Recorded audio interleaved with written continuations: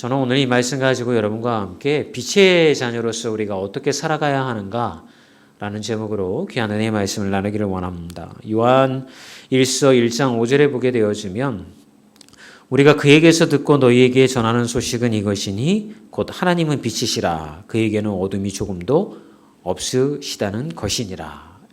하나님은 빛이시다라고 우리에게 이야기를 해주고 있는 거죠.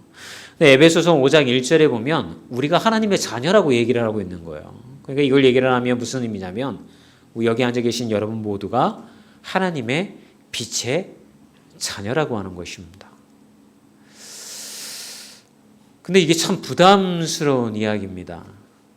여러분들이 생각할 때 빛의 자녀로서 살고 계신가요? 라고 제가 질문을 드리면 아마 그렇습니다라고 이야기하시기가 어려우실 거예요. 빛의 자녀로 살아간다는 게 어떤 의미인가? 빛의 자녀의 삶은 어떤 것인가? 아마 이런 여러 가지 생각들을 아마 머릿속에서 왔다 갔다 하실 것입니다. 중요한 것은 하나님은 여러분들이 빛의 자녀로서 살아가기를 원하신다는 거예요. 그것은 곧 거룩한 삶이기도 하지만 여러분의 삶 가운데 하나님을 닮아가는 삶의 모습들이 나타나기를 원하고 계시다라고 하는 거죠. 그래서 오늘 저는 여러분들과 함께 도대체 빛의 자녀의 삶이라는 것은 어떤 삶을 이야기를 하는 것인가 사도 바울이 전하는 메시지에 조금 귀를 기울여 보도록 하겠습니다. 사도 바울이 이야기하는 빛의 자녀의 삶이라고 하는 것은 어떤 삶일까요? 첫 번째는 빛의 열매를 맺으라는 것입니다. 에베소서 5장 9절에 이렇게 기록이 되어 있어요. 함께 읽어볼까요? 빛의 열매는 모든 착함과 의로움과 진실함에 있느니라. 하나님은 우리를 빛의 자녀라고 이야기하시면서 빛의 자녀들은 이러이러한 열매를 맺혀야 하지만 빛의 자녀의 삶이다 라고 이야기를 해주고 계시다고 하는 거죠. 그런데 빛의 열매는 어떤 것이냐면 모든 착함과 의로움과 진실함에 있다라고 우리에게 이야기하고 있는 거죠. 여러분, 빛의 자녀들은 선한 삶을 살아야 되는 거예요. 빛의 자녀의 삶은요, 착하게 살아야 되는 거예요. 남을 배려할 줄 알고 그 사람에 대하여서 우리가 선한 행동으로 갚아줄 줄 아는 삶이 빛의 자녀의 삶이다라고 우리에게 이야기하고 있다라고 하는 것이죠. 그렇다고 본다면 한 가지 우리가 조금 조심해야 되는 삶이 있는 거죠. 그 삶은 악착같이 산다라고 하는 그 말에 여러분들이 조심하셔야 된다라고 하는 거죠. 이제 어떤 분들이 버스를 타셨는데 엄청 크게 이야기를 합니다. 어쩌고 저쩌고 얘기를 해서 버스 안에 타신 분들, 지하철 안에 타신 몇 사람을 전혀 배려하지 않고 큰 소리를 떠들죠. 그것까지만 했으면 다행인데 마지막에 한 이야기가 옆에 있는 사람들의 귀에 와서 꽂힙니다. 그 이야기는 다른 게 아니라 김 권사님 다시 여기서 내려서 다시 만나서 우리 얘기해 라는 말이 옆 사람의 귀에 꽂히는 거죠. 그 열차와 버스 안에 탔었던 사람들은 무슨 생각을 할까요? 역시 그리스도인들은 달아. 정말 선한 영향력이 있어 좋은 사람들이야. 이런 생각을 할까요? 아니면 혀를 끌끌끌 차면서 그렇지 교회 다니는 것들이 다 그렇지 뭐 이런 생각을 할까요?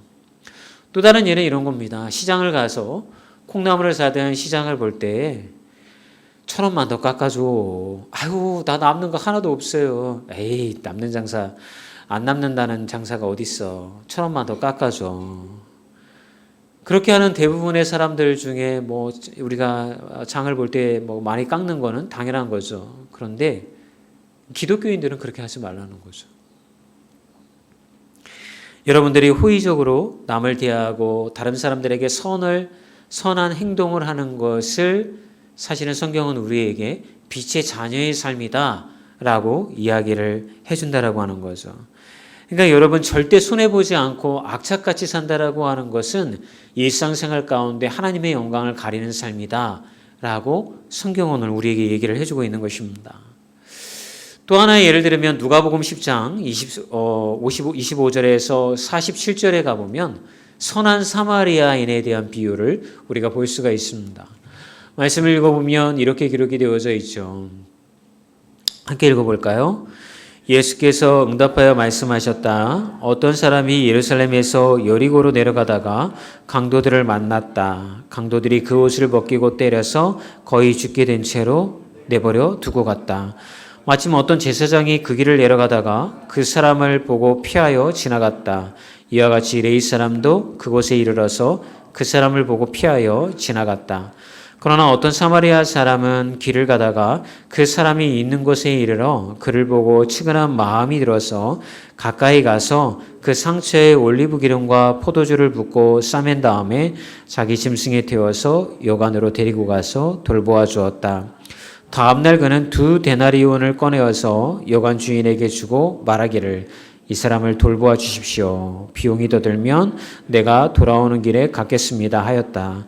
너는 이 세 사람 가운데에서 누가 강도 만난 사람에게 이웃이 되어 주었다고 생각하느냐? 그가 대답하였다. 그에게 자비를 베푼 사람입니다.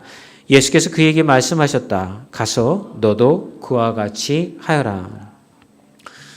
이 이야기는 여러분들이 예전부터 다 알고 계셨던 스토리이기 때문에 굳이 설명을 드리지 않겠습니다. 다만 조금 요거에 대한 오해가 우리 안에 있을 수 있을 것 같아요. 제사장과 레위인은 왜 강도 만난 사람을 돌보지 아니하고 피하였을까? 사실은 이게 그 사람들이 바쁜 일이 있거나 못돼서가 아니고요.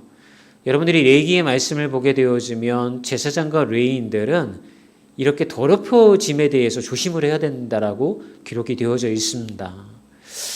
근데 이 강도 만난 사람이 예루살렘을 떠나서 여리고로 내려가고 있었던 그 길목에서 사고가 났기 때문에 그 길 지나갔던 사람은 제사장과 레위인은 예루살렘으로 올라가고 있었던 사람이었을 거예요. 그렇다고 본다면 아마 율법적으로 이 사고를 당한 사람을 또 피가 묻어 있고 하니까 그 정결함에 해를 입을지 몰라서 아마 제사장과 레위인은 멀리 했을 수도 있어요. 그런데 중요한 것은 사마리아인이 그를 돌봤다라고 하는 것이죠. 사마리아인이 그를 돌봤다는 게 왜 놀라운 일이냐면 예수님이 살던 시대의 사마리아인은 유대인으로 취급을 받지 못한 사람들입니다. 그들이 바벨론에서 포로로 돌아왔을 때에 사마리아 사람들은 이주 정책에 의해서 이미 혼혈이 되어져 있었던 거죠. 그래서 유대인 온전한 피가 아니라 이방인들과 피가 섞여 있었기 때문에 유대인들은 그 사람들을 가까이 하지 않았습니다. 그런데 그 사마리아인이 오히려 강도 맞는 사람을 굉장히 불쌍하게 여기고 그를 돕는 모습을 왜 예수님은 예화를 통하여서 비유를 통하여서 설명을 하였을까요? 결국은 하나님이 바라시는 사람의 삶이라고 하는 것은 누군가에게 선한 행위를 하는 사람, 누군가를 돕는 사람이라고 하는 사실을 우리에게 이야기해 주고 있는 것이에요.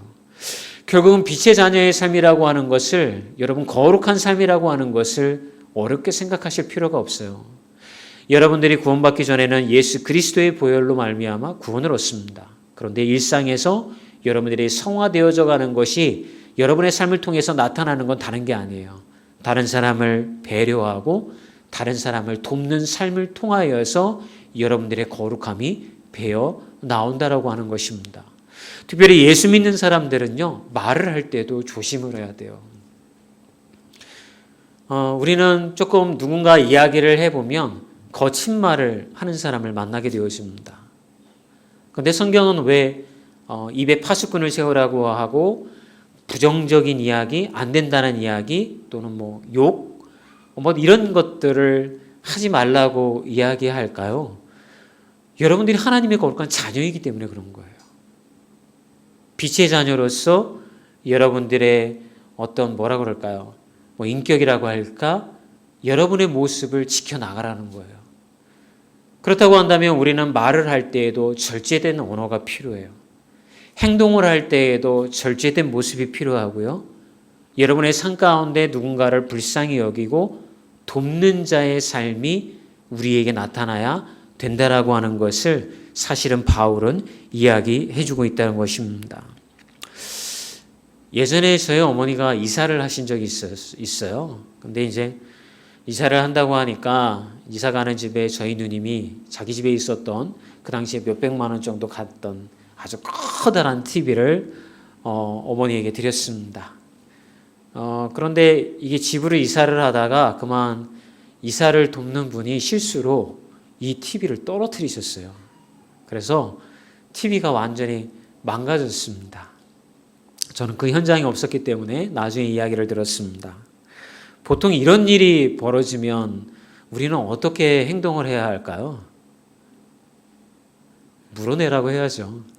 그 이삿짐 센터에게 배상하라고 요청을 해야죠. 그것도 뭐 작은 TV가 아니라 커다란 몇백만 원 가는 TV니까 당연히 당신들이 실수했으니 뭐 보험 처리를 하든 아니면 물어내든 뭐 이렇게 얘기를 할 것입니다. 근데 저희 어머니는 조금 다르게 행동을 하셨어요. 괜찮다고. 신경 쓰지 마시라고. 그냥 두시라고. 안 물어내셔도 되니까 괜찮다고.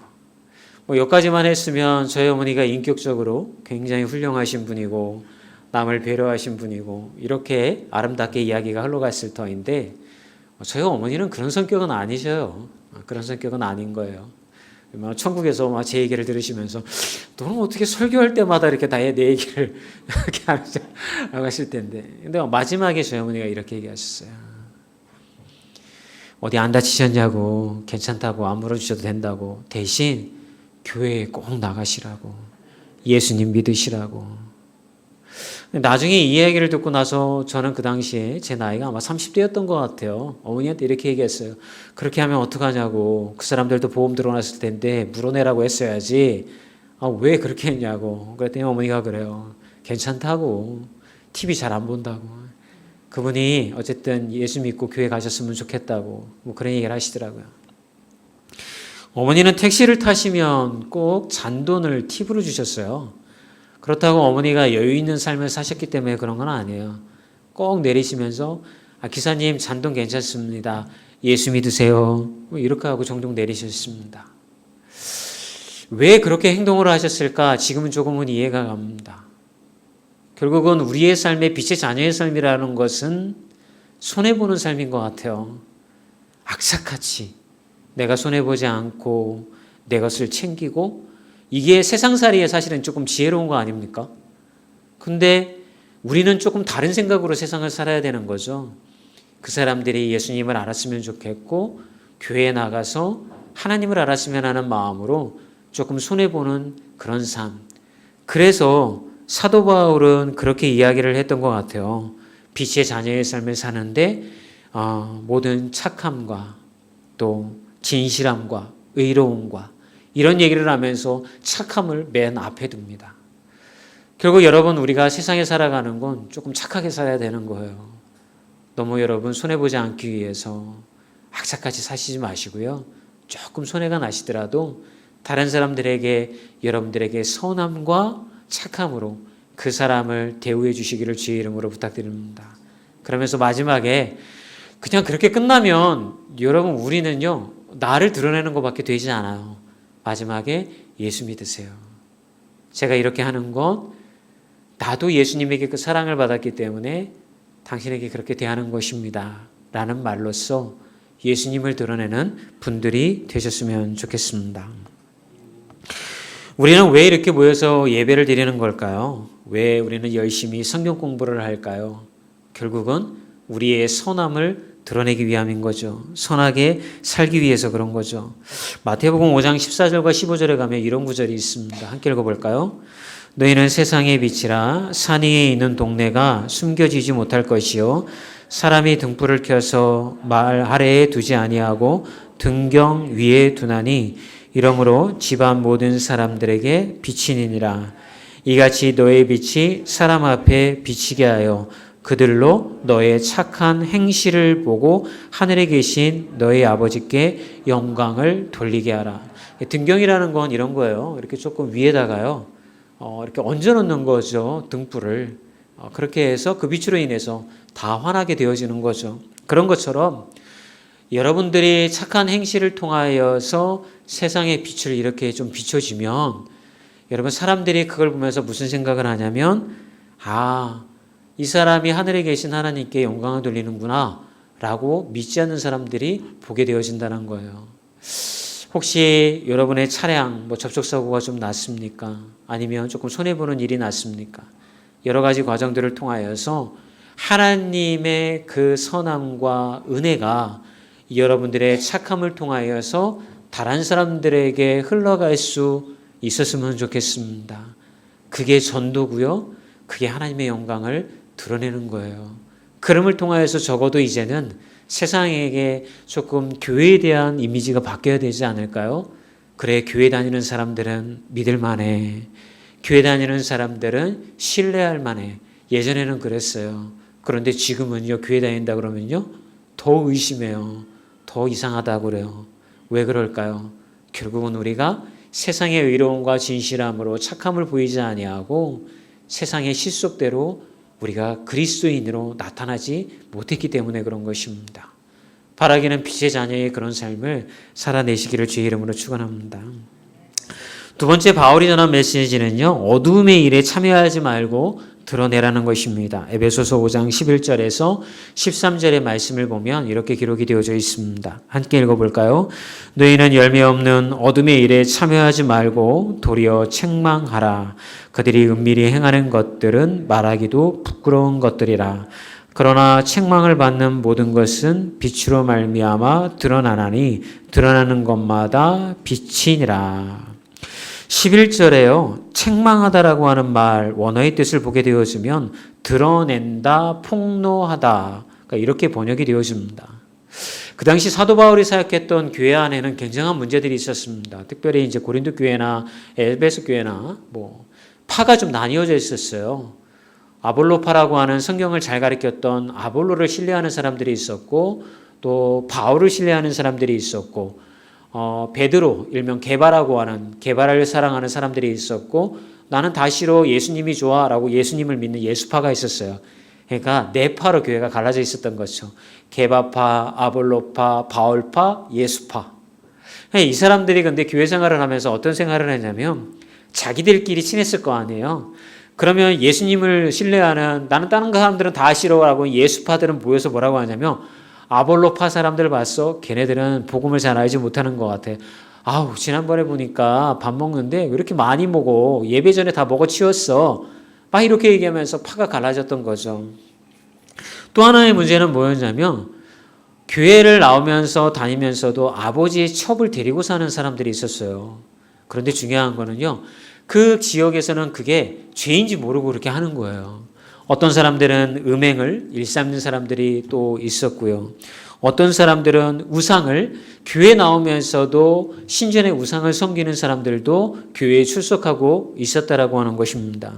그래서 사도 바울은 뭐라고 하냐면, 너희들이 빛의 자녀라고 한다면 열매 없는 어둠의 일에 참여하지 말라고 이야기를 하는 거예요. 그 어둠의 일은 첩을 데리고, 아버지의 첩을 자기가 데리고 살고, 음행하고, 또 뭐가 있을까요? 남을 비방하고, 교회 안에서 분란을 조성하고, 이런 여러 가지 일들에 너희들이 발을 담그지 말아라. 손도 담그지 말아라. 이렇게 얘기를 하고 있었던 거죠. 그러면서 마지막에 이렇게 얘기하죠. 도리어 책망하라. 책망하라는 거를 제가 아까 드러낸다, 폭로하다 이렇게 얘기를 했잖아요. 그러니까 여러분 안에 조금 오해가 있을 수 있는데, 저 사람이 저렇게 막 아버지의 첩을 데리고 살아가니까 그렇게 살면 안 됩니다. 당신 회개하십시오. 이렇게 하라는 얘기가 아니에요. 여러분 만약에 그렇게 했다가는 교회 안에 어떤 일이 벌어질까요? 싸움만 대판 벌어지는 거죠. 네가 뭔데 나한테 그렇게 얘기를 해? 라고 이야기를 하겠죠. 바울이 이 얘기를 한 건 다른 게 아니라 여러분 스스로가 죄임을 깨닫고 스스로가 드러내라고 하는 거예요. 그러니까 여러분 이렇게 교회에 오면요, 교회가 온전히 건강한 교회는 어떤 교회냐면요, 기도를 부탁하는 교회가 건강한 교회인 줄 믿습니다. 여러분들 예배가 끝난 후에 이제 우리 교회 카페 식당으로 올라와서 식사하시잖아요. 또 모여서 삼삼오오 이야기를 나누시잖아요. 어떤 이야기를 주로 나누세요? 요새 집값 떨어졌다 이런 얘기, 아니면 요즘에 어떻고 저떻고 이런 얘기가 나오잖아요. 사실 건강한 교회가 되어지려고 한다면 자기가 한 주간 동안 살아오면서 말씀대로 살지 못한 이야기를 나눠야 되는 거예요. 내가 말씀대로 살아보려고 했는데 그렇게 하지 못했다. 너무 힘들었다. 직장 안에서 말씀대로 이렇게 해보려고 했는데 그게 안 되더라. 잘 나를 위해서 기도해달라 라고 스스로가 하나님의 말씀대로 살지 못한 것들을 드러내고 폭로하는 게 필요하다라고 하는 거예요.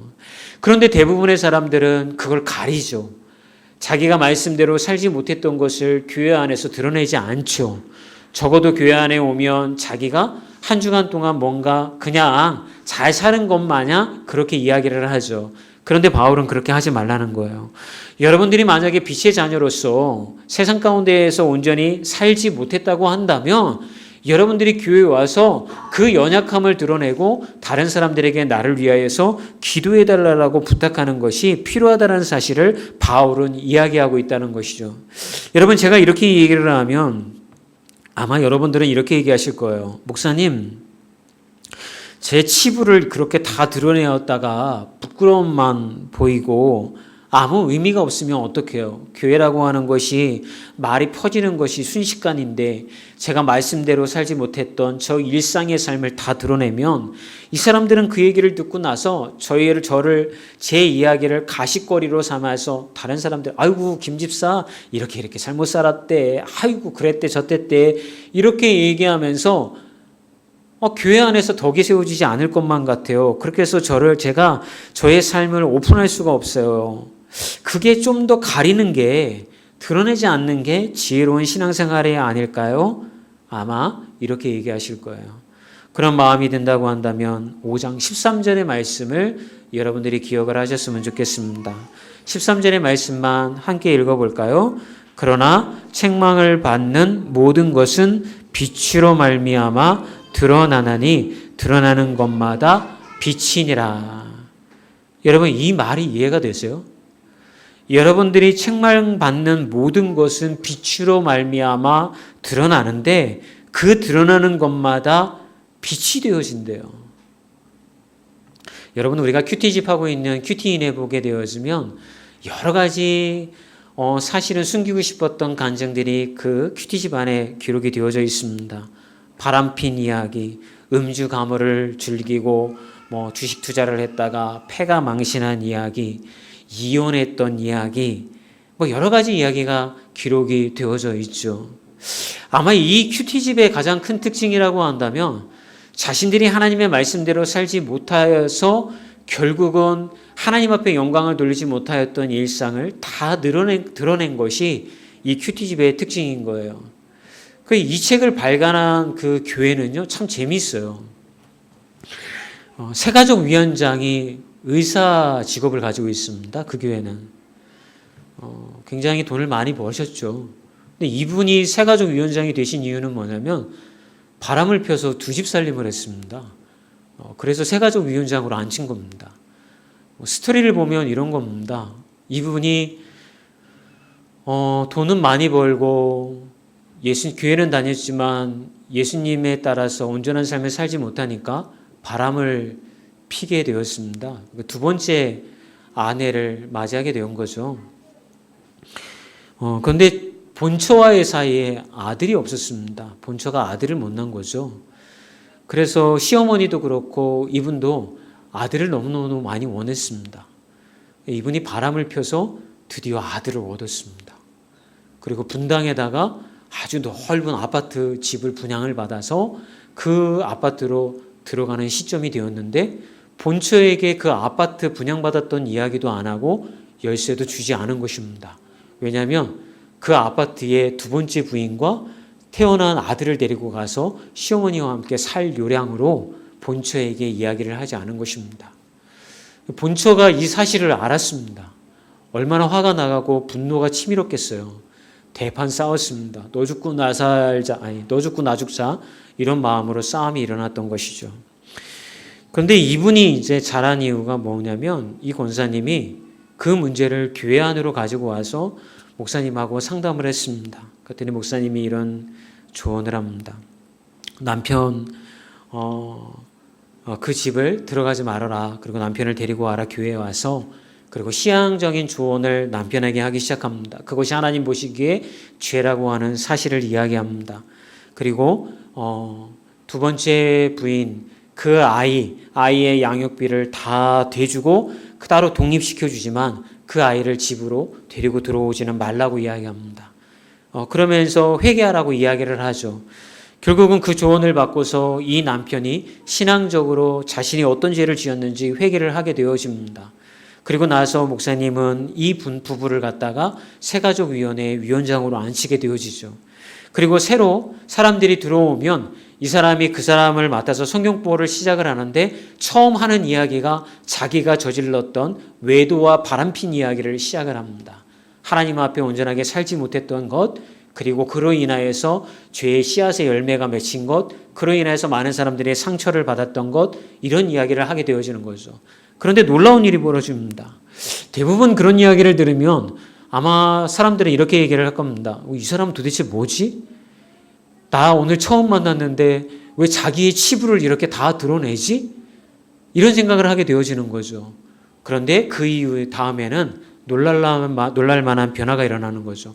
저 사람도 자기의 치부를 저렇게 다 드러냈으니 나도 내 치부를 드러내야겠다라고 하면서 자기 바람핀 이야기를 또 한다는 겁니다. 그러면서 거기 안에서 목장이 새롭게 모임을 하도록 이렇게 목사님이 만들어졌습니다. 그 목장의 이름은 바람입니다. 바람핀 사람들만 모아놓은 겁니다. 여기까지만 이야기를 들으니까 우습죠. 재미있죠. 근데 이 사람들은 왜 모였냐면 그 안에서 치유가 일어난 겁니다. 나만 바람피고 죄진 줄 알았는데 저 사람도 바람피고 죄지어서 돌아왔구나. 저 인간도 바람피고 죄지고 돌아왔구나. 그러면서 스스로가 자기 그건 바람핀 것도 아니야. 내가 더 많이 폈어. 내가 얼마나 심각하게 폈냐면 자기의 치부를 다 드러내는 겁니다. 그런데 그런 이야기를 듣고 들으면서 사람들의 마음 가운데 치유와 회복이 일어나기 시작을 합니다. 누가 더 많은 죄를 지었는지 자랑하듯이 한 얘기가 아니라 스스로 모든 것이 하나님이 비춰주신 은혜의 빛으로 말미암아 드러냈더니 그 죄와 그 치부가 다른 사람을 치유하는 빛이 되어지고 다른 사람이 일어설 수 있는 힘으로 하나님께서 사용하셨다라고 하는 것입니다. 여러분, 교회는 그런 곳이 되어져야 되는 줄 믿습니다. 그러려면 여러분, 우리가 하나님을 깊이 체험해야 되는 것입니다. 나를 가리고 나를 숨기는 것이 아니라 어떻게 하나님께서 나를 빛의 자녀의 삶으로 끌어내셨는지를 고백할 수가 있어야 되는 것입니다. 지금까지 살아오면서 크고 작은 죄를 우리는 다 지으면서 살아오고 있습니다. 그런데 여러분, 하나님은 은혜의 빛을 비추시면 여러분의 입술을 통하여서 그것을 고백하게 만들어 놓으십니다. 그리고 여러분들이 고백하였던 그 이야기를 들었던 누군가는 그것을 여러분의 치부라고 이야기하지 아니하고 하나님의 아까 이야기하신 드러나는 것마다 빛이 되어져서 그 영혼을 치유하는 역사가 일어나게 되어지는 줄 믿습니다. 여러분, 우리는 이런 고백이 교회 안에서 계속되어져야 됩니다. 내 안에 이런 죄가 있어요. 기도해 주세요. 제 안에 이런 부족함이 있어요. 기도해 주세요. 빛의 자녀의 삶은 빛의 열매를 맺는 것이라고 서두에 저는 말씀을 드렸습니다. 그런데 빛의 자녀가 맺는 열매는 누군가에게 기도를 부탁하고 내가 빛의 자녀로서 살아가지 못했다라고 하는 것을 알기 때문에 기도의 중보의 힘을 믿고 저를 위해서 기도해 달라고 하면서 그 기도에 힘입어서 세상에 나아가서는 누군가에게 선함과 착함으로 대화를 하면서 배려하면서 이 세상을 하나님이 만드시기를 원하시는 창조의 목적대로 회복시켜 나아가는 그 일에 열심을 내야 되는 줄 믿습니다. 그래야 빛의 자녀의 삶을 여러분들이 살아내시기를 주의 이름으로 축원합니다.